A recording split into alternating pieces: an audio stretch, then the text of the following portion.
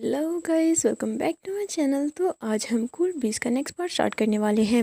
Chapter की start वहीं से होती है जहां पर यू ने चीफ को अपना नाम लेने का बोला था। इस पर चीफ भी उसकी बात को रिपीट कर देते हैं और वो बार बार उसे यू चिबोल कहकर बुला रहे थे, जिस पर यू भी बड़ी सी स्माइल करके अनकॉन्शियसली उन्हें पैट करने के लिए अपना हाथ बढ़ाने लगता है कि एग्जैक्टली मेरा नाम यू चिबोल है। लेकिन ऐसा करने से पहले ही अचानक से उसने अपना हाथ रोक लिया था कि मैं ये क्या कर रहा हूँ। लेकिन इतने में चीफ वोंग ने तो उसका हाथ पकड़ लिया था, जिस पर वो चौंकते हुए उनकी तरफ देखने लगता है कि कहीं इन्हें वो सब कुछ दोबारा से तो नहीं करना। ऐसा लग रहा है कि ये हेजिटेट कर रहे हैं क्योंकि मुझे ये अच्छा नहीं लगता। तो चलो ठीक है, इन्हें देखकर तो लगता है कि अब ये जल्दी ठीक होने वाले हैं और साथ ही उनके सामने फ्लोर पर बैठकर उनकी हेल्प करने लगता है।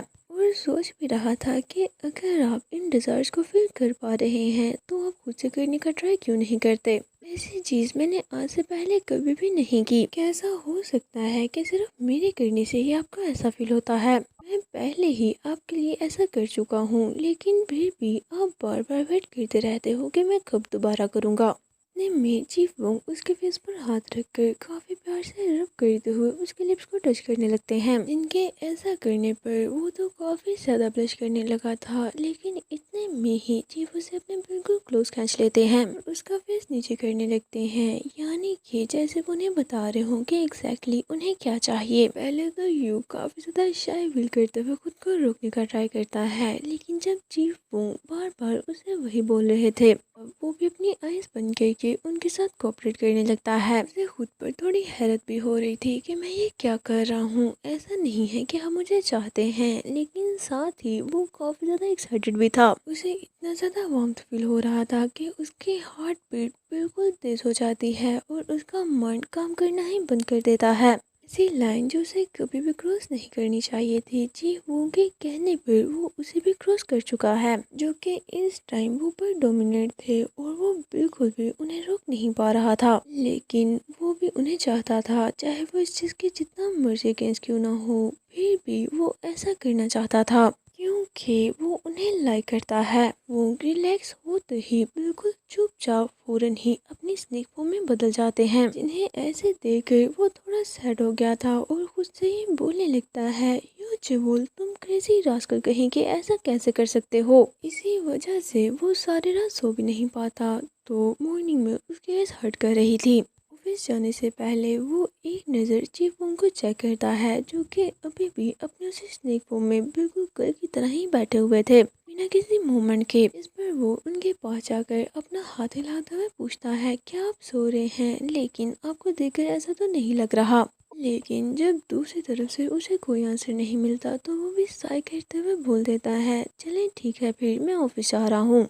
इसमें आज एक नए मैनेजर आए थे, जो कि बड़ी सी स्माइल करते हुए उन सभी को अपना इंट्रोडक्शन देते हैं कि मैं क्यों खाई हूँ। आई एम श्योर पिछले मैनेजर की डेथ की वजह से आप सभी को काम में काफ़ी ट्रबल होती होगी ना। तो चलो आज के बाद से हम सब मिलकर अच्छे से काम करते हैं। जिस पर वो सभी भी अपने बारे में बताने लगते हैं। यू का असिस्टेंट बड़ी सी स्माइल करके उनसे हाथ मिला के अपने बारे में बताता है। वो इसीलिए ज्यादा खुश था कि फाइनली उनके आने से काम से उसकी जान बच गई और वो मन ही मन उन्हें थैंक यू भी करता है। दूसरी तरफ यू तो एक साइड पर बस चुपचाप खड़ा उन्हें देख रहा था। इतने में चीफ भाई अपना क्रेडिट कार्ड निकाल लेते हैं कि आज तो मेरी मिस्टर गू के साथ अपॉइंटमेंट है, तो मैं आप लोगों के साथ लंच नहीं कर पाऊंगा, तो चलो डिनर पर मिलते हैं।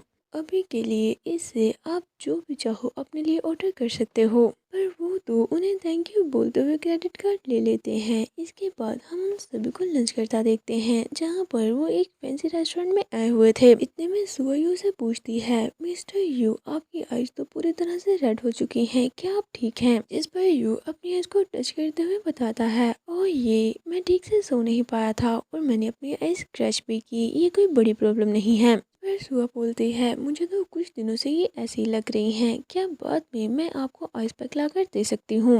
लंच टाइम से पहले पहले आप उसे अप्लाई कर लेना, ये जल्द ही ठीक हो जाएगा। यू उसे बोलता है, फिक्र मत करो मैं बिल्कुल ठीक हूँ। सुआ बोलती है, वैसे भी काफी टाइम गुजर चुका है और ये अभी तक ठीक नहीं हुई, आपको कुछ तो लगाना ही चाहिए। इतने में उसके साथ बैठा एम्प्लॉय, जो कि यू पर अभी भी गुस्सा था, मुंह बनाते हुए बोलता है, क्या हमारी कंपनी में आइस पैक है भी? वो बोलती है अगर नहीं है तो मैं बाय कर लूँगी।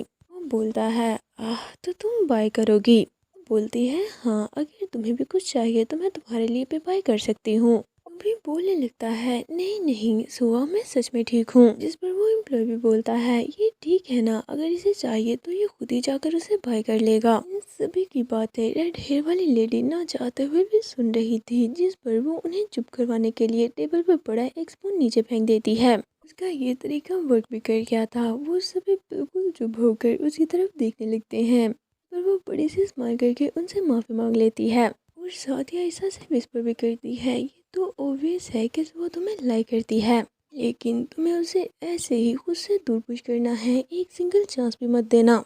पूछता है तुम क्या कह रही हो, लेकिन वो तो इस बात को टालकर बड़ी सी स्माइल करके बोलने लगती है ये तो हमारे लिए काफ़ी अच्छा है कि मैनेजर यूंग हाई देखने में एक काइंड और गुड पर्सन लगते हैं। ऐसे ही वो सभी दोबारा से चीफ वोंग के बारे में बातें करने लगे थे।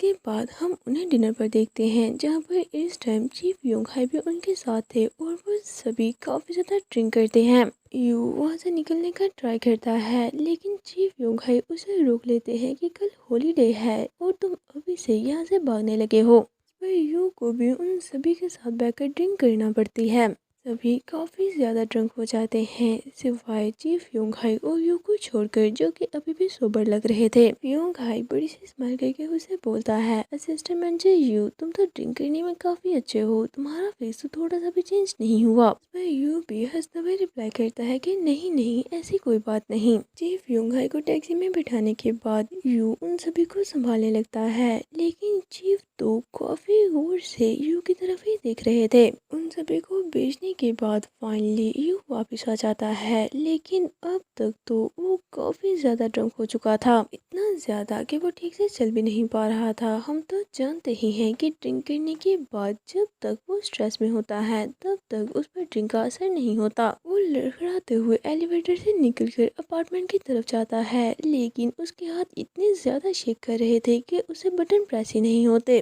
पर वो तो सोचने लगा था कि अगर कल वीकेंड ना होता तो तब मेरा क्या बनना था। वो किसी न किसी तरह डोर ओपन करके अंदर आ ही जाता है और बोलता है मैं घर वापस आ गया। इतने में उसे अपने सामने कुछ नजर आता है, जिस पर वो तो वहीं पर रुक गया था, क्योंकि उसके सामने चीफ वोंग खड़े थे, जिन्होंने बिल्कुल पहले की तरह अच्छे से ड्रेस पहन रखा था और बिल्कुल पहले की तरह ही उसे नाम से बुलाते हैं। जिस पर वो तो फौरन ही अपना बैग फेंक कर जल्दी से उनके सामने जाकर पूछने लगता है कि क्या आपको कुछ याद आया। जिस पर चीफ वोंग तो याद करने लगते हैं कि कैसे जब वो अपनी स्नेक फॉर्म में थे तो उन्हें मेमोरी याद आती है जिसमें वो ड्रेस पहन रहे थे। एक और मेमोरी आती है जहां वो ऑफिस में यू को गुजरते हुए देखते हैं, जिस पर यू भी उनकी तरफ देखते हुए हल्की सी स्माइल कर देता है, बिल्कुल वैसे ही जैसे वो पहली बार अपने सेंसेस में आए थे। तो यू उनके पास बैठा उनकी केयर करते हुए स्माइल कर रहा था और सोचते हैं ये तो वही फेस है जिसे देखकर मुझे वार्मथ फील होता है, मैं दोबारा से उसे स्माइल करते हुए देखना चाहता हूँ। अपने ह्यूमन फॉर्म में आकर वैसे ही ड्रेस पहनकर रेडी हो जाते हैं। मुझे ऐसे देखकर वो जरूर ही स्माइल करेगा। प्रेजेंट में यू तो उन्हें ऐसे देखकर चीफ बुलाते हुए थोड़ा सैड हो गया था। इस पर चीफ तो उसके फेस को पकड़ लेते हैं कि नहीं मुझे ऐसे मत देखो, मुझे दोबारा से तुम्हारे फेस पर वही वार्मथ लुक देखना है बस एक बार। और साथ ही उसे कमर से पकड़कर अपने बिल्कुल क्लोज कर लेते हैं और काफ़ी गौर से उसकी आइज में देखने लगे थे। उनके ऐसा करने पर यू तो ब्लश करते हुए बस हैरानी से उनकी तरफ देखे ही जा रहा था। तो सोचने लगे थे कि इसकी हेल्प करने से मुझे काफ़ी अच्छा लगता है, तो क्या अगर मैं भी इसकी हेल्प करूँगा तो इसे अच्छा लगेगा। ये सोचते हुए वो उसे फ्लोर पर लटा कर स्लोली स्लोली उसके बिल्कुल क्लोज आ गए थे और उसकी नेक को स्मेल करने लगते हैं। कि ऐसा करने पर यू तो बिल्कुल ही फ्लिंच हो चुका था और सोचने लगता है पता नहीं इन्होंने खुद को ऐसे ड्रेसअप कैसे कर लिया, लेकिन देखकर लगता तो नहीं कि इनकी मेमोरीज वापस आई होंगी। स्टीव को उसकी बॉडी से एक अनफेमिलियर सेंट आ रही थी जो कि उसे बिल्कुल भी अच्छी नहीं लगती। इस पर वो तो उसे ख़त्म करने के लिए यू की नेक पर बाइट ही कर देते हैं और साथ ही उसके क्लोज मूव करने लगे थे, जिस पर यू तो जल्दी से उनका हाथ पकड़कर रोक देता है कि चीफ, आप अचानक से ऐसा क्यों कर रहे हैं। लेकिन चीफ ने उसकी सुननी कहाँ थी। उसके मना करने के बावजूद भी वो उसकी हेल्प करने लगते हैं। इनके ऐसा करने पर वो तो काफ़ी ज़्यादा एक्साइटेड हो जाता है। तो पहले से ही ड्रंक था और चीफ के ऐसा करने पर उसके लिए खुद को रोकना और भी मुश्किल होता जा रहा था। ऐसा करने के बाद चीफ दोबारा से उसके बिल्कुल सामने आकर उसे नाम से बुलाने लगते हैं। ये दोबारा से मुझे तुम्हारे फेस पर वही लुक देखना है। लेकिन वो ऐसा उसे बोल नहीं पा रहे थे और साथ ही आइस बंद करके अपनी मेमोरी पर जोर देकर सोचने लगते हैं कि मुझे तुमसे बात करने का कोई ना कोई रास्ता तो ढूंढना ही होगा। मैं तुमसे ये कैसे बोलूं जो मैं तुम्हें बोलना चाहता हूँ। फिर जब वो अपनी आइज़ ओपन करते हैं तो यू की तरफ काफी गौर से देखते हुए अपनी टूटी फूटी वॉइस में फाइनली ये बोल ही देते हैं, प्लीज स्माइल करो। पर यू तो काफी ज्यादा चौंक कर उनकी तरफ देखने लगता है। क्या अभी अभी इन्होंने मुझसे स्माइल करने का बोला। ये सुनकर तो उसकी हार्ट बीट काफी ज्यादा तेज हो चुकी थी। जब ये स्माइल नहीं करता तो चीफ दोबारा से उसे स्माइल करने का बोलते हैं और साथ ही काफ़ी प्यार से उसे टच भी करने लगे थे कि ऐसा करने से इसे ज़रूर ही अच्छा लगेगा, तो शायद ये स्माइल भी करने लगे। लेकिन दूसरी तरफ यूँ तो ये समझ ही नहीं पा रहा था कि बार बार ये मुझे स्माइल करने का क्यों बोल रहे हैं। शायद मैं कुछ ज़्यादा ही ड्रंक हूँ। लेकिन उसके स्माइल ना करने पर चीफ वोंग तो कुछ ज़्यादा ही वरिड हो गए थे। वो अपने हाथ से उसके फेस को स्माइल की तरह बनाने लगते हैं। इस पर यू भी काफ़ी प्यार से उनकी तरफ देखते हुए हल्की सी स्माइल कर देता है कि क्या आप ऐसा करना चाह रहे हैं। इस पर चीफ तो उसे कोई आंसर नहीं करते। वो बस बिना किसी इमोशन के बस उसे देखे जा रहे थे और साथ ही उनके शोल्डर पर सर रख लेता है कि सीरियसली मैं समझ नहीं पा रहा कि आप मुझसे क्या कहना चाह रहे हैं, क्योंकि मैं अभी भी ऐसे फील कर रहा हूँ। इस पर चीफ वोंग उसे हक कर लेते हैं, चाहे वो अपने फेस से उसे ये नहीं दिखा पा रहे कि उन्हें कैसा फील हो रहा है। लेकिन यू के स्माइल करने से वो काफी ज्यादा सेटिस्फाइड हो चुके थे। इतने में चीफ वोंग तो फोर्सफुली उसके साथ वो सब कुछ करने का ट्राई करने लगते हैं। और वो जल्दी से उन्हें रोकने लगता है कि वेट प्लीज प्लीज ऐसा मत करें, मैं ये नहीं चाहता यहीं पर रुक जाएं, क्योंकि वो काफ़ी ज़्यादा डर रहा था कि उसे ऐसा करने से हर्ट होगा। जिस पर चीफ वोंग तो सरप्राइजिंगली उसकी बात सुनकर रुक भी गए थे और पूछने लगते हैं कि ना करूं। इस पर यू तो उनकी हेल्प करते हुए बोलता है, ऐसा नहीं कि मैं ये नहीं करना चाहता, लेकिन मुझे इस हालत में यहाँ पर नहीं करना। और साथ ही उनका हाथ पकड़ कर फिंगर्स में अपनी फिंगर्स लो करते हुए काफ़ी प्यार से बोलता है, चीफ इस टाइम मैं ड्रंक हूँ, इसी वजह से मैं आपको ये बता पा रहा हूँ कि मेरी विश थी मैं बस एक दफ़ा आपका हाथ ऐसे पकड़ूं। और साथ ही शायद फील करते हुए अपनी आँख बंद कर ली थी कि मुझे बस ये अच्छा लगता है। इस बार चीफ भी उसकी बातें समझ पा रहे थे और सोचने लगते हैं, तुम मेरा हाथ पकड़ना चाहते थे, ये तो काफ़ी इंटरेस्टिंग है, और बोलो मैं और भी सुनना चाहता हूँ कि आखिर तुम किस बारे में बातें करते थे। इसके बाद हम नेक्स्ट डे का सीन देखते हैं जहाँ पर यू चीफ को लिखने के बारे में बता रहा था। चीफ की राइटिंग तो अच्छी थी लेकिन वो ठीक से पेन नहीं पकड़ पा रहे थे। इतने अजीब तरह से पेन होल्ड करता देखकर यू के फेस पर तो बड़ी सी स्माइल आ गई थी और वो उन्हें बताने लगता है कि आपको इसे कैसे होल्ड करना है। फिर वो उन्हें अपना नाम लिखकर भी बताता है और साथ ही उनका नाम भी लिखता है। इस पर चीफ भी अपना नाम बुलाते हैं। यूं ने तो बिल्कुल भी नहीं सोचा था कि वो इतनी जल्दी लिखना पढ़ना सीख जाएंगे, लेकिन अभी भी उन्हें और भी बहुत कुछ करना बाकी था। जब वो उन्हें किसी चीज़ पर फोकस करते देखता है तो उसे अपने पुराने दिन याद आने लगते हैं। यहाँ पर मैनेजर वो इसी तरह से फोकस करते हुए कंपनी में काम किया करते थे, जिसे याद करके ही वो काफ़ी ज़्यादा एक्साइटेड हो जाता है। लेकिन इस बार डिफरेंस बस इतना ही था कि वो कोई डॉक्यूमेंट चेक करने के बजाय अल्फ़ाबेट्स लिख रहे थे। वो काफ़ी प्यार से उनकी तरफ देखते हुए सोचने लगता है कि ऐसा करते हुए ये कितने ज़्यादा क्यूट लग रहे हैं। इस पर वो जल्दी से खुद को सेंसेस में लाने के लिए अपने दोनों हाथ सर पर रख लेता है कि यूजुअल अब उठ भी जाओ। ये स्नेक फॉर्म तो मुझे क्यूट लगती ही थी, लेकिन क्या अब ये भी मुझे क्यूट लगने लगे हैं। फिर चीफ तो कंफ्यूजिंगली उसकी तरफ देखने लगे थे। फिर वो अपने नोटबुक पर पॉइंट करके उसे बुलाते हैं, जहाँ पर उसने चीफ फॉर्म लिखा हुआ था कि ये मेरा नाम है। लेकिन यू ने तो उसे ये सिखाया ही नहीं था, जिसे देखकर वो काफी ज्यादा चौंकते हुए उनसे पूछने लगता है कि क्या आप समझ पा रहे हो। सच में वो कुछ ज़्यादा ही स्पीड से सीख रहे थे। इसके बाद हम नेक्स्ट मॉर्निंग का सीन देखते हैं जहाँ पर चीफ वोंग उसका नाम पुकारते हुए उसे उठाते हैं कि उठ जाओ, सुबह हो गई। वह यूं तो अपनी अर्ज को रब करते हुए सोचने लगता है कि क्या सच में जो कल मैंने इसे सिखाया था इसने उसकी प्रैक्टिस कर भी ली है, और पूछता है कि आपने काम पर जाने के लिए मुझे उठाया है, जिस पर चीफ वोंग तो नाम अपना सर हिलाने लगते हैं। ये देखकर यू से पूछता है तो क्या आपको भूख लगी है या आपको कुछ चाहिए। चीफुंग बोलते हैं नहीं, मत जाओ, नहीं काम नहीं, यानी कि वो उसे ये बोलना चाह रहे थे कि काम पर मत जाओ, जिस पर यू उठते हुए बोलता है लेकिन मुझे काम पर तो जाना ही होगा। इस पर चीफ वोंग अपनी टूटी फूटी वॉइस में उससे बोलते हैं क्या अगर तुम आज छुट्टी कर सकते हो तो मत जाओ। यूं बोलता है लेकिन फिर भी आज वर्किंग डे है, मुझे नहीं लगता कि मुझे ऐसा करना चाहिए। इतने में चीफ वोंग उसे जाने से रोकने के लिए उसके ऊपर लग जाते हैं, जिनके ऐसा करने पर यूं तो काफी ज्यादा ब्लश करने लगा था। वो तो समझ ही नहीं पा रहा था कि चीफ ऐसा क्यों कर रहे हैं। इतने में चीफ उसके एयर के बिल्कुल पास जाकर आहिस्ता से दोबारा से यही बात करते हैं कि मत जाओ, जिनके ऐसा करने पर इस बार तो उसका पूरे का पूरा फेस रेड हो जाता है और वो मन ही मन खुद को चिल्लाते हुए बोलने लगता है कि मुझे अपने फेस पर कोई भी एक्सप्रेशन शो नहीं करने, मुझे इन्हें बिल्कुल भी नहीं दिखाना कि मैं क्या फील कर रहा हूँ।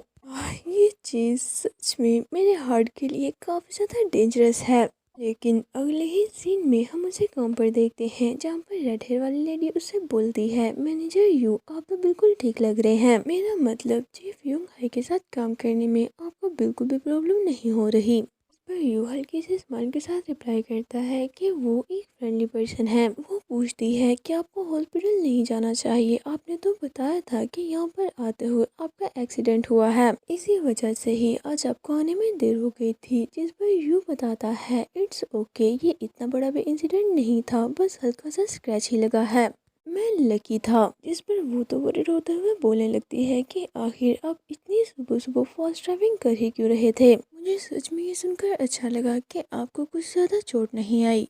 बोलता है वैसे एक सिचुएशन है जिसे मुझे बाद में हैंडल करना पड़ेगा। इस पर वो बोलती है ओह वो स्क्रैच, मैं आपको अपने अंकल से इंट्रोड्यूस करवा सकती हूँ, वो इस काम में काफ़ी टैलेंटेड हैं। भी बोल देता है फिर तो काफ़ी अच्छी बात है, मैं भी तब से ये ढूंढ ही रहा था कि मुझे कार कहाँ से ठीक करवानी चाहिए। हम मॉर्निंग का सीन देखते हैं कि आखिर तब हुआ क्या था जहाँ पर चीफ उसे जाने से मना कर रहे थे। इस पर उसने चीफ को टाइम देखना बताया कि मैं पूरे 8 बजे घर वापस आ जाऊंगा, लेकिन फिर भी चीफ नहीं मान रहे थे। उसने यू को रोकने के लिए जोर से हक कर लिया था, लेकिन फिर भी किसी न किसी तरह वो उन्हें मना कर काम पर जाने के लिए निकल चुका था। लेकिन अभी भी चीफ के बारे में याद करते हुए वो काफी ज्यादा ब्लश कर रहा था कि वो कितने ज्यादा क्यूट हैं। इस पर वो अपना सर स्टीयरिंग पर रख लेता है कि यूचियोल क्या तुम पागल हो चुके हो। इतने में ही ऑपोजिट साइड से एक कार तेजी से आते हुए उसे टक्कर लगा देती है, जिसकी वजह से ज्यादा तो नहीं बस उसकी कार पर हल्का सा स्क्रैच आया था। इसे याद करते हुए वो सोचता है अगर उसने टाइम पर ब्रेक ना लगाई होती तो सच में ये काफ़ी बड़ा एक्सीडेंट होना था। कहीं इस चीज़ को उसने पहले ही तो सेंस नहीं कर लिया था और बेचैनी की वजह से आज वो मुझे आने से मना कर रहा था। तो इसी के साथ आज का ये चैप्टर यहीं पर एंड करते हैं। अगर आपको ये वीडियो अच्छी लगी हो तो प्लीज़ इसे लाइक ज़रूर करें। तो चलिए मिलते हैं आपसे किसी नेक्स्ट वीडियो में। Until next video take care of yourself and bye bye.